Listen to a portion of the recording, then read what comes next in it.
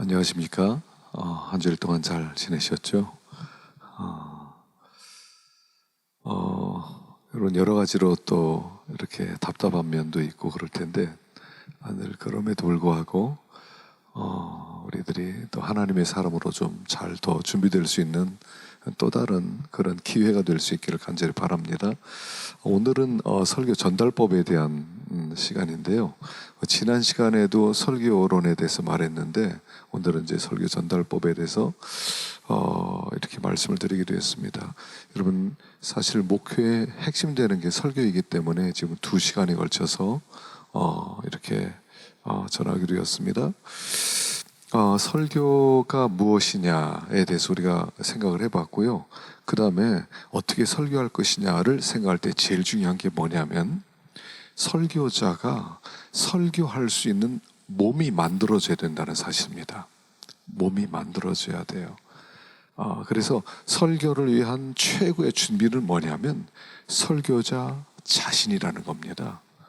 그래서 내가 어떤 설교한다는 것보다 더 중요한 것은 뭐냐면 설교할 수 있는 사람이 되는 것, 이게 중요하다는 거죠. 어떻게 생각하면 우리가 하나님의 종으로 부름받았다는 것은 이제까지 하나님이 우리를 어떻게 인도하시냐면 설교할 수 있는 사람, 하나님의 말씀을 전달할 수 있는 사람의 훈련을 시킨 겁니다. 태어나서 자라면서 교육을 받으면서 수많은 어려움도 겪으면서 수많은 사건을 만났는데 그 모든 것들이 하나님은 설교할 수 있는 사람으로 만들기 위해서 우리를 훈련시킨 것이다 하는 것입니다.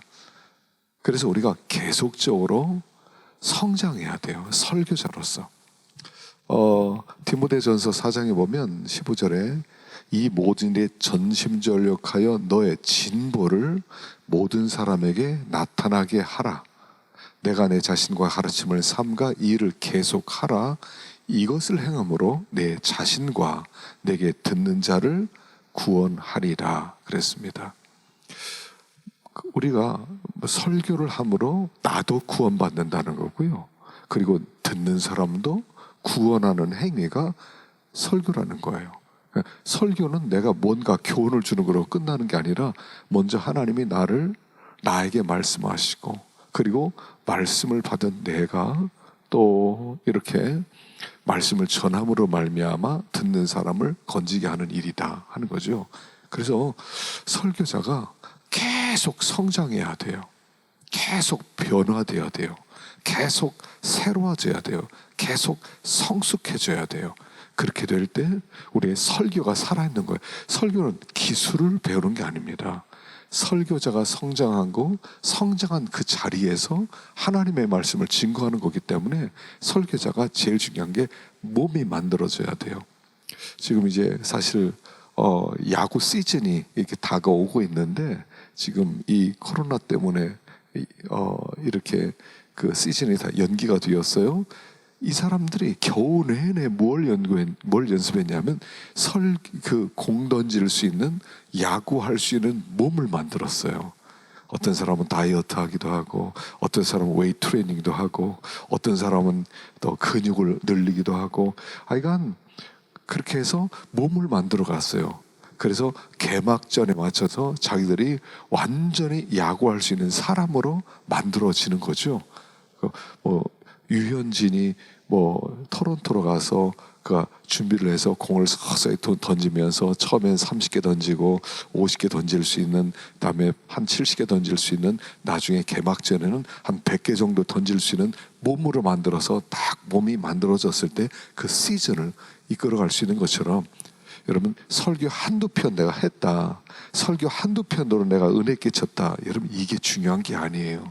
우리는 일생 설교해야 되는 사람이기 때문에 계속적으로 설교할 수 있는 몸 만들기를 해야 된다 하는 겁니다. 그러니까 입만 살아나면 안 되고요, 머리만 살리는 게 아니고요, 몸이 만들어져야 돼요. 우리 몸, 모든 면에 우리의 몸이 만들어질 때 설교할 수 있는 사람이 되는 거죠. 그러니까 강단에 서기 전에 그 뒤에 엄청난 그 연단과 그런 수고와 그런 공부가 있었다는 것이요. 그리고 그렇게 훈련되었을 때 딱 강단 앞에 서는 겁니다. 우리는 강단에 서기 전에 이미 결판 나는 거예요.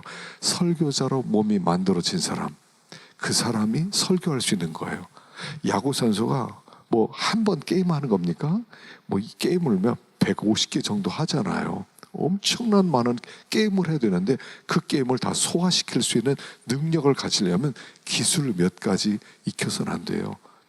뭐 많은 야구 선수가 전반기엔 잘하다가 뭐 후반기에서는 힘이 딸려서 못한다 그렇게 하기도 하죠. 몸 만들기가 안 됐다는 거죠.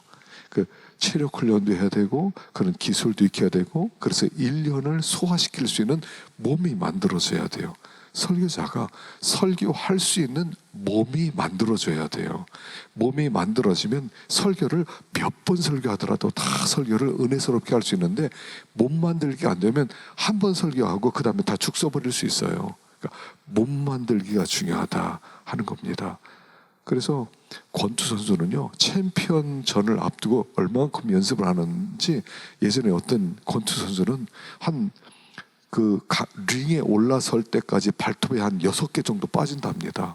얼마나 많이 뛰고 얼마나 많이 스파링을 하고 그랬는지 발톱 6개 정도 빠져야 내가 이제 링에 설 준비가 됐다 이렇게 느낀다는 거죠.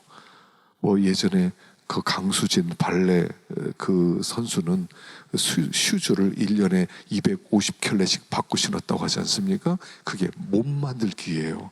몸 만들기가 되면 어느 상황, 어느 현장에 간다 하더라도 그가 그 일을 잘할 수 있지만 몸이 안 만들어지면 소용이 없어요. 설교자가 몸이 만들어지면 어떤 상황에 가더라도 말씀이 나오는데 몸 만들기가 되어지지 않으면 그때 설교 한 편 밤새도록 준비해서 했어요. 됐다. 은혜 끼쳤다. 그거 가지고는 목회 못해요.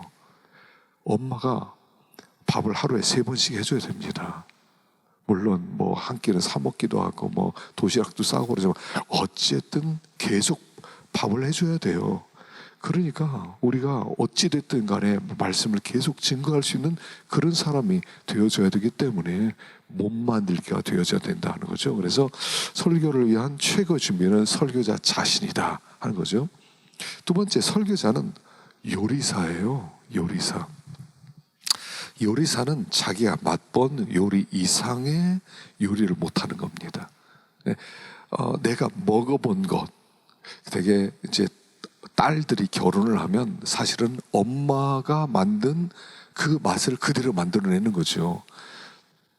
그 집안에서 시집갈 준비 안 했어도요 나름대로 엄마가 해준 밥맛, 엄마가 해준 된장국 맛, 엄마가 해준 뭐 김치 맛 이거를 기억하고 있다가 그걸 만들어내는 거죠.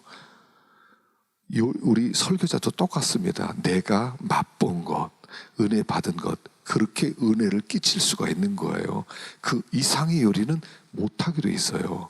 그래서 우리가 맛을 그렇게 봐야 된다는 거고요. 여행도 마찬가지예요. 여행 가이드는 자기가 가본 곳만 보여줄 수 있어요. 가보지 않은 곳은 인도를 못해요. 그래서 자기가 가서 좋았던 곳 거기를 데려가는 거죠. 근데 가보지 않은 데를 어떻게 데려가겠어요? 모세와 여호수아를 하나님이 사용하실 때 모세는 광야만 보았기 때문에 40년 동안 광야를 인도하는 데는 모세가 적격이었어요. 그런데 여호수아는 가나안 땅을 정탐을 한 적이 있었거든요. 가나안 땅을 가본 적이 있어요. 그러니까 여호수아는 가나안 땅을 들어가는데 지도자가 되는 거예요. 내가 맛보지 못하는 것을 못 가르쳐요. 내가 은혜 받은 것만 가르칠 수 있어요. 내가 맛본 수준이 설교의 수준이 되는 거죠. 그래서 내가 요리사다 하는 것을 알고 그렇게 많이 배워야 되고 또 깨달아야 되고 맛을 봐야 된다 하는 것입니다. 세 번째는 이 몸 만들기에 중요한 것은 말씀 감옥에 자기를 던져야 된다는 거예요. 말씀 감옥. 우리 지난 시간에 이 말씀의 중요함에 대해서 제가 말씀을 드렸는데 말씀 감옥에 한번 집어넣어야 돼요. 말씀 감옥에 자기를 말씀밖에 없는 그런 세계 속으로 자기를 던져놔야 돼. 말씀. 그리고 그 말씀 감옥에 집어넣어서 말씀을 충만하게 맛본 다음에 그리고 나서 그 말씀을 증거할 수 있다 하는 것입니다. 그래서 말씀을 많이 읽기도 하고 다독도 하고요, 정독도 하고요, 묵독도 하고요, 암송도 하고요, 뭐 다양한 그런 방법으로 이 말씀의 세계 속으로 자기를 자꾸 집어넣어야 돼요. 그래서 말씀을 잘 알아야 됩니다. 그 의사가, 외과 의사가 그 자격을 받으려면 생각해 보세요. 외과 의사는 살을 찢어내야 돼요. 그 속에 있는 뭐 어떤 수술한 그 염증 생긴 부분을 도려내야 돼요. 그러니까 이 칼을 잘못 쓰면 죽을 수도 있는 거죠. 여러분, 목사는 칼을 쓰는 사람이에요. 말씀이 칼이니까요. 이 칼 잘못 쓰면 성도 죽일 수 있어요. 목사에게 맡겨진 이 사명, 설교자에게 맡겨진 사명은 여러분, 외과 의사만 못하다고 생각하십니까? 외과 의사보다 훨씬 더 중요한 것이 말씀 의사예요. 그렇기 때문에 우리가 말씀 감옥에 집어넣어서 말씀을 잘 다뤄봐야 돼요. 잘 다뤄. 바울이 아라비아 광야에서 3년 동안 거기서 깊이 묵상했습니다. 그리고 예루살렘에 살아와서 또 사도들과 교제하면서 말씀의 사역자가 됩니다. 세례 요한은 광야에서 30년 동안 있다가 그리고 나서 그가 광야에 나와서 말씀을 외치기 시작했을 때 사람들이 몰려들기 시작했죠. 우리가 말씀 감옥에 한번 들어가야 돼요. 말씀. 예전에 그 누굽니까? 이회수 씨도요. 소설가 이회수 씨도 그 자기 부인한테 이야기했다죠. 감옥을, 형무소를 만들어 달라. 그 집에서요 형무소를 만들었다는 겁니다. 그래서 철망으로 쇠철망으로 그대로 해놓고 거기 안에 들어가서 부인이 밥 갖다 주고 그리고 거기서 용비원 다 보고 거기서 글을 쓰면서 나온 책들이 아주 이렇게 히트를 치는 그런 글들을 남길 수 있다는 거죠. 말씀 감옥으로 들어가야 돼요. 그래서 한 번은 우리가 이 말씀의 세계 속에 들어가서 충만한 말씀의 은혜를 입을 수 있어야 된다 하는 것입니다. 네 번째는 인격이 좀 다듬어져야 돼요. 결국 말씀은 인격에서 나와야 됩니다. 지식에서 나온 거 가지고 뭐 신학교 때 아니면 무슨 뭐 좀 배운 거 가지고 그거 가지고는 한두 번을 써먹을 수 있을지 모르죠. 그러나 인격화된 말씀이 나와야 돼요. 내 말씀이 될 때 은혜가 되는 거예요. 젊었을 때는 말을 참 잘해요. 젊었을 때 젊은 목사들에게 들어보는 것은 아주 그 책도 많이 보고 또 이렇게 순발력도 있고 그래서 젊은 사람들 설교하면 들을 게 있어요. 근데 그들은 젊었을 때는 지식을 전달해 주어서 은혜를 끼치게 만드는 건데 이론은 있어요. 그러나 인격화된 후에 나온 말씀이 더 사람들에게 감동을 끼친다는 거죠. 여러분, 인격은 속일 수가 없어요. 인격으로부터 말이 나오고 인격으로부터 행동이 나오고 그래서 우리 그 말씀의 사역자가 공부를 많이 해야 되는데 이 공부는 물론 우리가 책상 앞에 앉아서 책도 보고 또 연구도 많이 해야 되지만 인격 공부를 할 수 있어야 돼요. 그래서 가정에 들어가서 부부와의 관계, 자녀 교육, 또 인간관계 이게 다 인격 공부예요. 그래서 우리 인격이 깨지고 다듬어지고 원만해지고 그리고 거기서는 그 말씀이 사람을 살리는 그런 말씀이 된다 하는 것입니다. 그래서 예전에 어떤 책에서 봤어요. 아프리카에 성자가 산다는 거예요. 성자가 사는데 그 성자는 구두 수송공이랍니다.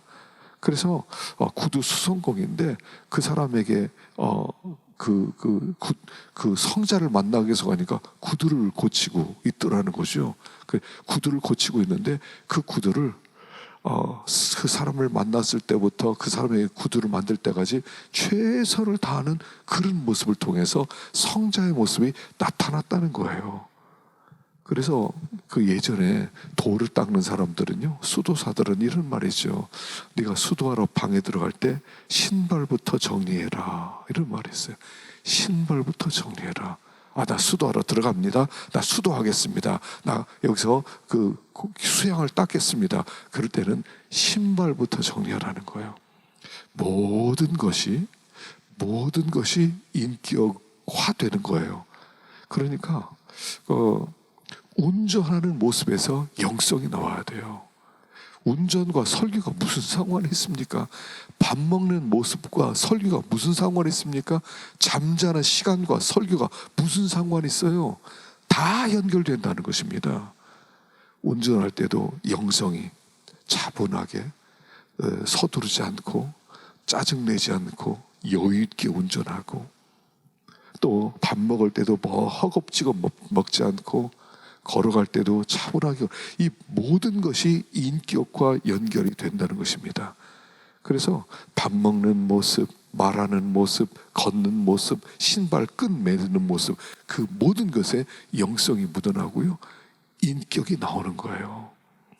그래서 젊은 사람들은 뭐 나이 든 사람들이 걸음을 천천히 다니고 뭐 그래서 그게 경건이냐 그렇게 욕하는 사람도 봤는데요, 그 몰라서 그래요. 예전에 우리 신앙의 선조들은 걷는 모습이 달랐어요. 목사님들은 말하는 말투가 달랐어요. 밥 먹는 모습이 달랐어요. 다 달랐어요. 이게 영성이고 이게 경건이고 이게 인격이란 말이죠. 그래서 인격이 좀 다듬어져야 돼요. 그래서 다듬어진 인격에서 나올 때 그 말이 감화력이 있는 거예요. 설교에 감화력이 있어야 돼요. 감동시키고 감화시키는 힘은 인격에서 나와요. 여러분 잘 알죠? 아리스토텔레스가 설득의 세 가지 기술이 있어야 된다.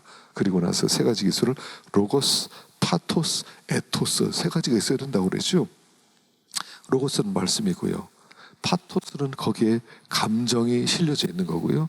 에토스가 있어요. 이 에토스는 뭐냐면 그의 윤리적인 도덕적인 삶의 모습이에요.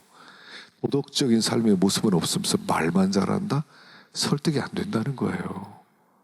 그래서 우리가 이제 앞으로 설교하는 사람이고 목회하는 사람인데, 목회할 때 그 어떤 교회에서 뭐 보통 30년도 목회하고요, 어떤 분은 40년도 목회하는데, 여러분 30년만 목회하면 그 사람에 대해서 모든 게 다 드러납니다.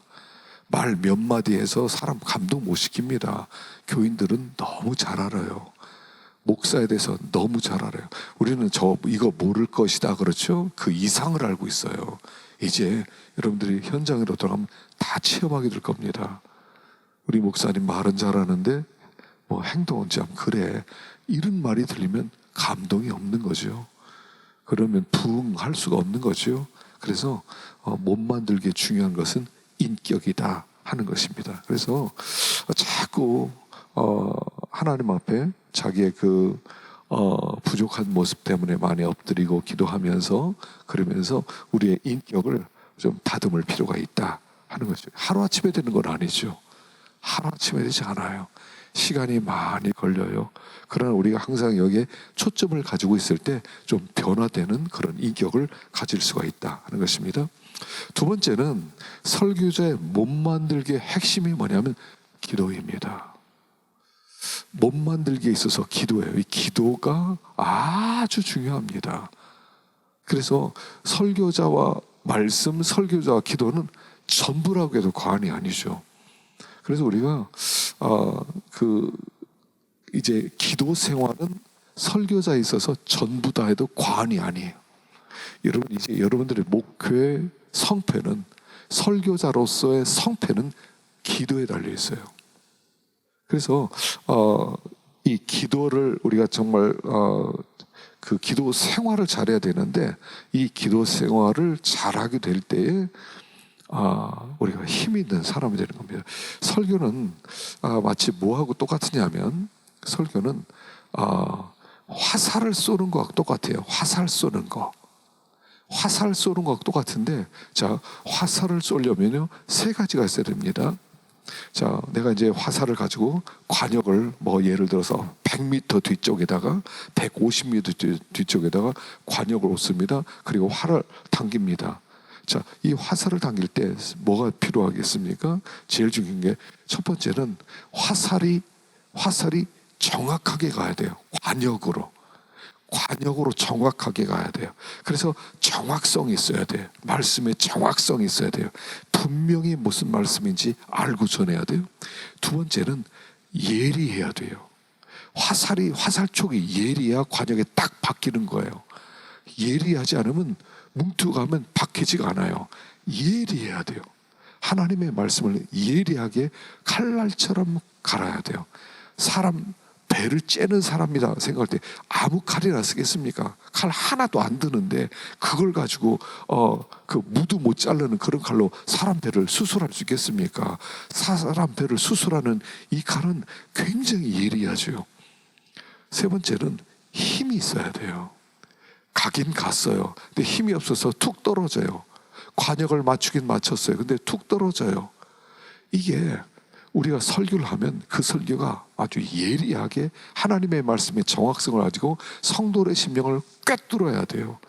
화살을 쏘는 사람이 힘이 있어야 되지, 힘이 없어서 중간에 툭 떨어져 버리면 소용이 없단 말이죠. 힘있게 만드는 것, 이게 기도라는 거예요. 이게 능력이에요. 기도가 있어야 우리의 설교에 힘이 생긴다 하는 것입니다. 그래서 설교자에게 있어서 이 기도는 뗄래야 뗄 수 없는, 재주 부리는 것, 기도 안 하고 설교하는 건 재주 부리는 거예요. 재주 부리는 것으로는 사람을 변화시키지 못해요. 여러분, 설교는 사람을 변화시키는 엄청난 능력이거든요. 사람을 어떻게 변화시킵니까? 내가, 하나님만이 변화시킬 수가 있어요. 근데 내가 하나님 앞에 기도를 많이 하고 올바른 말씀을 증거할 때 하나님이 그 말씀과 함께 역사할 때 사람이 변화되는 건데, 설교하는데 변화가 하나도 안 일어나요. 능력이 없는 거죠. 그래서 우리가 기도를 많이 하고 그리고 설교할 때 사람이 변화되는 힘이 생기는 겁니다. 자, 기도는 뭐냐? 첫 번째, 원한을 품는 것이 기도입니다. 원한. 누가복음 18장 3절에 보면 그 도시에 한 과부가 있어 자주 그에게 가서 그 원수에 대한 나의 원한을 풀어주소서 하되. 원한, 여러분, 원한이 있죠. 한, 원한이 있어요. 한이 맺힌다는 거죠. 사무엘상 1장 16절에 이게 한나의 한이죠. 당신의 여종을 악한 여자로 여기지 마옵소서. 내가 지금까지 말하는 것은 나의 원통함과 격동됨이 많음을 인함이니이다. 원한이 있어요. 한나는 아이를 낳지 못했어요. 근데 분인나라는 다른 부인이, 둘째 부인이 자꾸 넌 애도 못 낳는다, 넌 저주받았다 그러면서 자꾸 뒤에서 욕을 하는 거죠. 그랬을 때 마음이 고통이 있어요. 견딜 수 없는 마음으로 한이 되는 거죠. 이게 심장이 아픈 거죠. 그리고 나서 하나님 앞에 기도하는 겁니다. 하나님, 아이를 주세요. 한이, 기도는 이겁니다. 한이 맺혀야 기도가 돼요. 그러니까 한이 없는 사람은 진짜 기도가 안 나와요. 그러니까 여러분, 편안할 때는 기도가 안 나와요. 고난 속에 있을 때, 억울함 속에 있을 때, 말도 안 되는 환경 속에 있을 때, 그래서 하나님이요, 목회자에게 원한을 맺힐 수 있는 사람을 하나씩 꼭 붙여주셔요.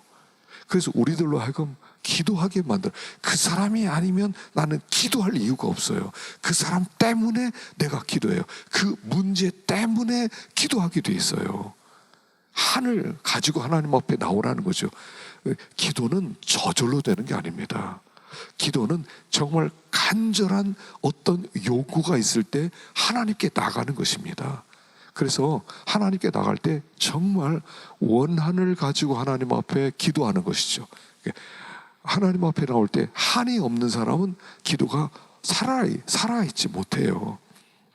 가나안 여인도 있죠. 내 딸이 흉악한 귀신 들렸습니다. 예수님 좀 고쳐주세요.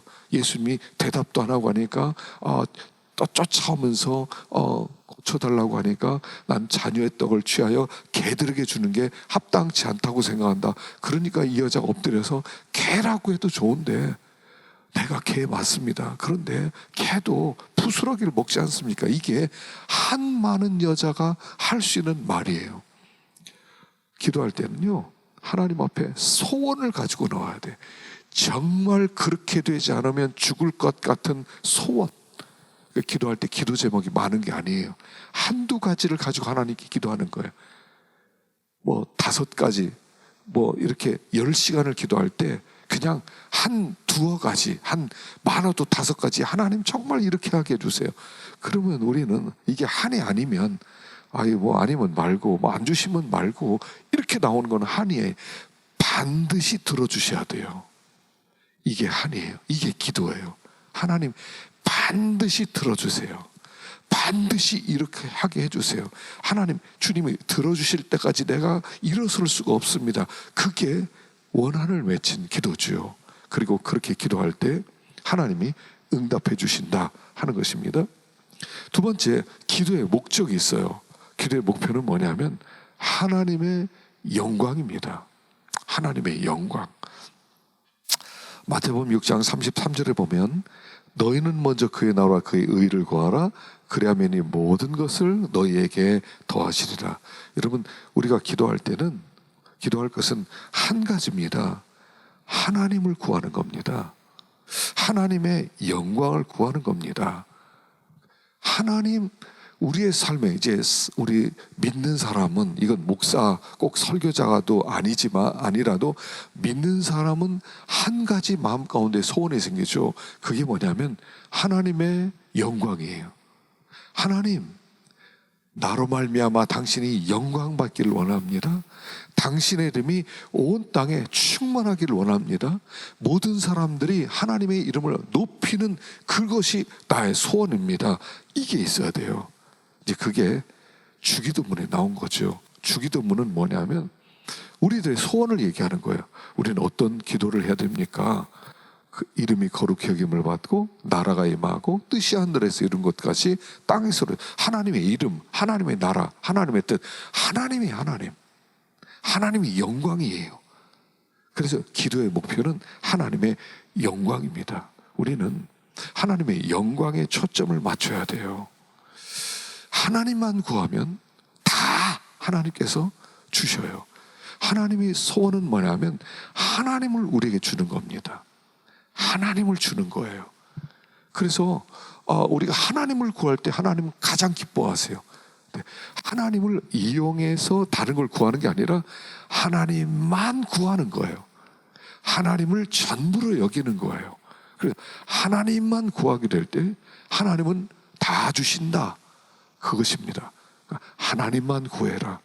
그래서 기도의 목표는 하나님을 영화롭게 하는 거예요. 누가 기도합니까? 하나님을 영화롭게 하기를 원합니다 하는 사람만 기도하는 거예요.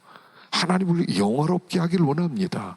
하나님을 기쁘시게 되기를 원합니다. 그런 사람만 기도한다는 거죠. 그러니까 우리가 하나님을 향한 영광이 없으면 기도가 안 나와요.